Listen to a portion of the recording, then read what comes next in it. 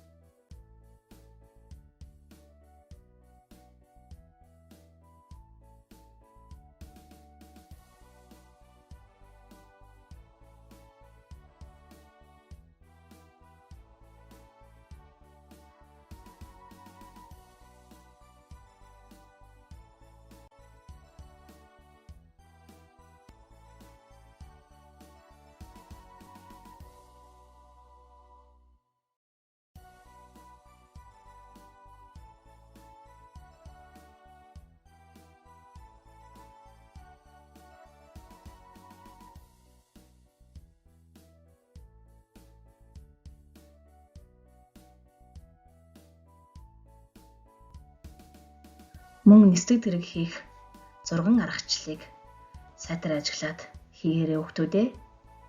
Гээд өөрсдийн хийсэн бүтээлээ багш руугаа явуулаарай.